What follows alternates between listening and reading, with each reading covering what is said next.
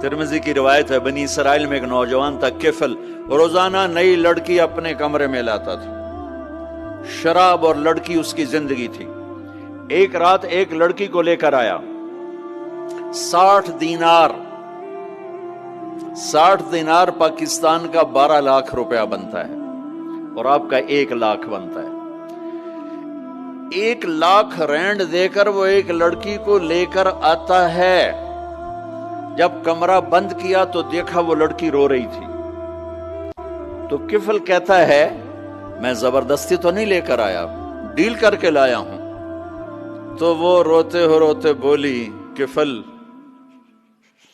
طوائف نہیں ہوں، غریب ہوں، مجھے غربت نے عزت بیچنے تک پہنچا دیا ہے۔ وہ لڑکی رونے لگی، کفل عزت دار ہوں، مجھے غربت نے طوائف بنا دیا ہے۔ تو کفل رو پڑا اور کہنے لگا، میری بہن جس عزت سے آئی تھی چلی جا، جو پیسے دیے ہیں جا اپنی غربت مٹا، ہدیہ 60 دینار، 1 لاکھ رینڈ بنتا ہے، جا اپنی غربت مٹا، اور میرے لیے دعا کر، میں بہت گندا انسان ہوں، میں تیری آنسوؤں کو دیکھ کر میں بھی توبہ کرتا ہوں۔ وہ لڑکی گھر پہنچی، پیچھے کفل مر گیا، اس کو نہیں پتا موت آئی کھڑی ہے سر پہ، وہ مر گیا۔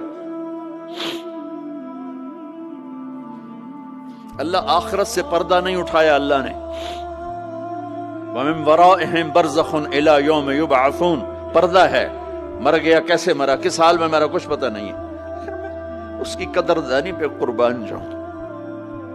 کل اگر یہ مردہ ملتا نا اپنے گھر میں، اس کو کسی نے اٹھانا نہیں تھا، کمرے میں ہی دبا دینا تھا، وہیں پتھروں میں اس کو دبا دینا تھا، یہ ایسا انسان تھا، لیکن وہ تو توبہ کر چکا تھا۔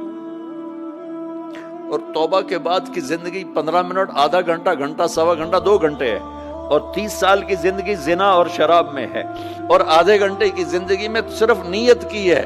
کل تک تو بھی سورج میں نہیں دیکھا اور موت نے آ کے اٹھا لیا۔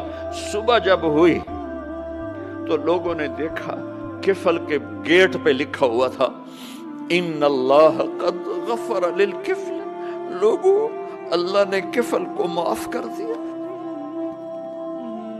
یہ کیوں لکھوایا؟ یہ کیوں لکھوایا؟ اس لیے لکھوایا کہ اب یہ ہمارا دوست ہے، آؤ اس کو عزت سے ہمارے پاس پہنچاؤ۔ یہ شرابی بھی تھا، یہ زانی بھی تھا، یہ سب کچھ تھا۔